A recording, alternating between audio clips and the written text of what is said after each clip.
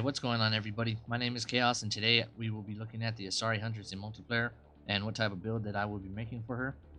Here in the skill tree, she has Throw, Stealth Grid, Lance, Offensive Biotics, and Barrier. And Throw skill tree has Throw, Recharge Speed, Damage and Force, or Radius.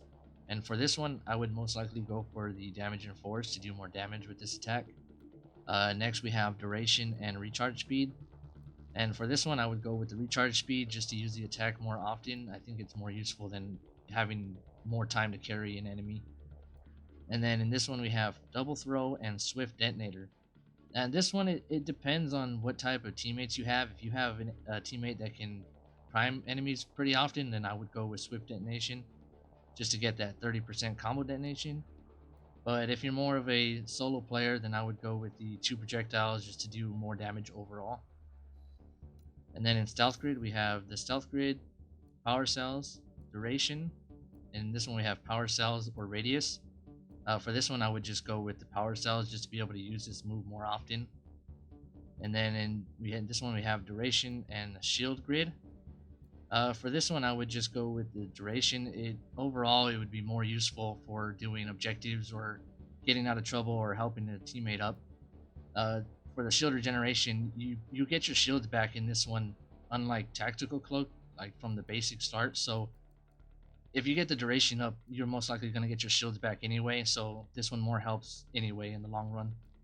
And in this one, we have evasive grid and ambush grid.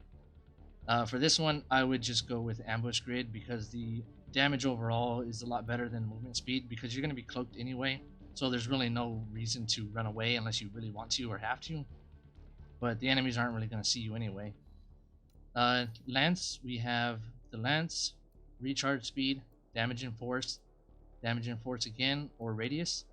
For my build, I was going for Damage and Force, and I'll show you guys in a little bit. But for me, I think it's more helpful overall.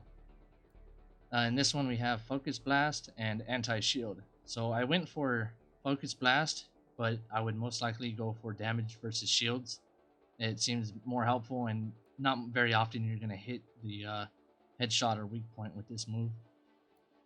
And in the last one, we have Knockdown and Shield Powered. So for my build, I will be going with Shield Powered because it takes away the recharge speed, and I can now spam the move as much as I want as long as I have Shield. And I would find that for this build more useful than damage. But if you are a solo player and you want to go for just raw damage, I would go for knockdown.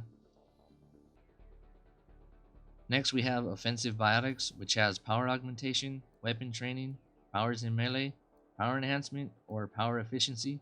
So for my build, I would definitely go with the Power Enhancement to get the 10% power damage for Lance.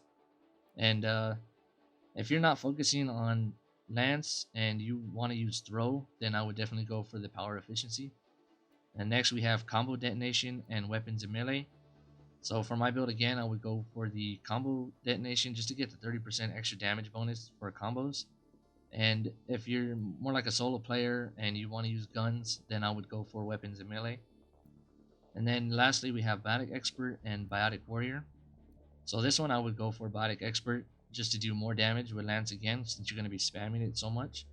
But again, if you like using guns and all that, then I would go for Biotic Warrior. And lastly, we have Barrier, which has Barrier, Barrier Regeneration, Biotic Melee, Unyielding Barrier, or Recuperative Barrier. And for this one, I went for Unyielding Barrier just because it gives me 30% max shield so I can use Lance more. For this one, we have Biotic Alacrity, or Barrier Drain. And I opted to go with Barrier Drain just because you get shields for every successful melee that you hit, and it gives you 20% of your shields back, so you can again use Lance as much as you want. And the last one we have Saving Barrier and Active Barrier. So eventually I will be going for Active Barrier because you get 10% more shields for getting a kill with a Biotic Power. And since Lance is a Biotic Power, that gives you even 10% more shields, so you can use it even more.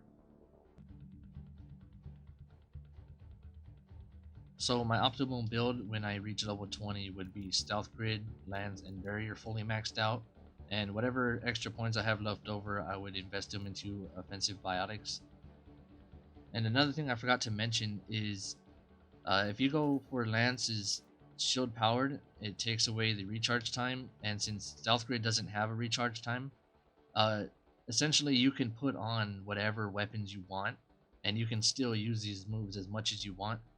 So I would go into if you do that, I would go into offensive biotics, and I would put on the weapons in melee for 10% weapon damage, and the biotic warrior to get 50% more weapon damage. And then if you do that, go into barrier, and I would probably take off active barrier and put on saving barrier, just because you're not going to be doing that much more damage with your lance, so you're not likely going to get that 10% shields on killing with a biotic power.